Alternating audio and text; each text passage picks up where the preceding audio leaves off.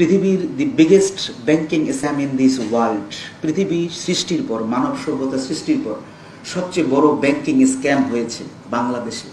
9 তারিখে আমি প্রথম যে গ্রুপটার ব্যাংক সার্চ দিলাম। This is the first bank search in this Republic after 15th August. সেটা হলো এস আলম গ্রুপ।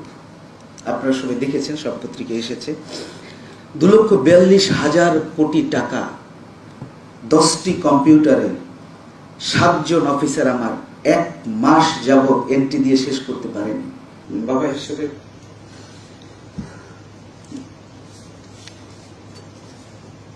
চিন্তিত থাকতাম। তো অ্যাকচুয়ালি আপনারা কি মনে করেন এই ছোট ছোট বাচ্চাদের রক্ত এমনিতেই ঝরেছে বাংলার মাটিতে? আপনারা কি মনে করেন আকসুমাইট রাজার যে বড় বড় হস্তি আমাদের দেশে ছিল না? আজকে যে পৃথিবীর দি biggest banking scam in this world, পৃথিবী সৃষ্টির পর, মানব সভ্যতা সৃষ্টির পর সবচেয়ে বড় ব্যাংকিং স্ক্যাম হয়েছে বাংলাদেশে। 5 তারিখে বিপ্লবের পরে আমি তখন কলাঞ্চল 15 কর কমিশনার, আমি তখনও সিএসিতে জয়েন করিনি। 9 তারিখে আমি প্রথম যে গ্রুপটার ব্যাংক সার্চ দিলাম। This is the first bank search in this Republic after 15th August. সেটা হলো এস আলম গ্রুপ। আপনারা সবাই দেখেছেন, সব পত্রিকায় এসেছে। 2,42,000 কোটি টাকা 10টি কম্পিউটারে 7 জন অফিসার আমার 1 মাস যাবত এন্ট্রি দিয়ে শেষ করতে পারেনি। 36,000 কোটি টাকা 30শে জুন ব্যাংকে স্থিতি ছিল 5 ইয়ার্সের। 6,781 কোটি টাকা ব্যাংক সুদ পেয়েছে। অধিকাংশই শো করা নেই। আমরা কাজ করছি এখনো। এত বড় কাজ কখন শেষ হবে আমরা জানি না। কথাটা বললাম এই জন্য যে আপনারা যদি আমাদেরকে সহযোগিতা করেন আমরা দ্রুত শেষ করতে পারবো। আর যদি আপনারা লিটিগেশন করেন, আমি আইন বলবো না, আপনাদের এমডিদেরকে আমি ডেকেছিলাম, শীর্ষস্থানীয় 7 জন এমডিকে আমার রুমে ডেকেছিলাম। আমি তাদেরকে শোকজ করেছি। তারা লিখিতভাবে সবিনয়ে বলেছে ভুল হয়েছে। কি কি ভুল হয়েছে তাও আপনাদের বলবো। অনেকে সাসপেন্ড করেছে। আমি বলছি না, আপনি সাসপেন্ড করেন না, তাদেরকে সুযোগ দেন, তারা যেন রেকটিফাই হয়ে সুন্দর করে রিপোর্ট দেয়। আপনারা যদি আমাদেরকে সহযোগিতা করেন আমরা কাজগুলো দ্রুত উঠাতে পারবো।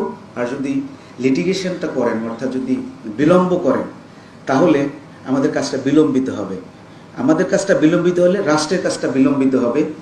রাষ্ট্রের এই বিলম্ব যদি গিয়ে কোনো পলিটিক্যাল গভর্নমেন্টের উপরে গিয়ে পড়ে, তখন এই অলিগাররা পলিটিক্যাল নেতৃত্বের সাথে আতাত করে বের হয়ে যাওয়ার চেষ্টা করবে। আমি গ্রাউন্ড রিয়ালিটি এবং ক্রুশিয়াল কথাগুলো বলছি। কেন্দ্রীয় গোয়েন্দা সংস্থার ডিজি হিসেবে বলছি। আমার কাছে আমি সমস্ত গোয়েন্দা সংস্থাগুলোর সাথে একত্রে কাজ করি। এনএসআই, ডিজিএফআই, এসবি, ডিবি সবার সাথে আমার একটা রিলেশন আছে। আমরা 8টা গোয়েন্দা সংস্থা একত্রে কাজ করি। কেন্দ্রীয় গোয়েন্দা যেটা task force star initiative, stolen asset recovery initiative, যেটা ইউএন এর চার্টার, সেই ইনিশিয়েটিভের আওতায় যে আপনার যে আন্তঃসংস্থা টাস্কফোর্স যেটা হয়েছে, তারও আমি অপারেটিং মেম্বার। সুতরাং সমস্ত তথ্য, শুধু দেশি নয় বিদেশি তথ্য আমাদের হাতে আছে। তা আপনারা যদি আমাদেরকে হেল্প করেন আমরা কাজটা সুন্দর করে করতে পারবো।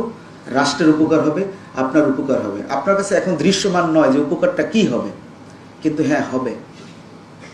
যদি আমরা ডিসেম্বর টাইম বাউন্ড, আমরা আপাতত ধরে নিচ্ছি একটি সাউন্ড শোনা যাচ্ছে, sounds goes at a distance, যে হয়তোবা ডিসেম্বরের মধ্যে আবার একটা নির্বাচনী ডামাডোল বাজবে।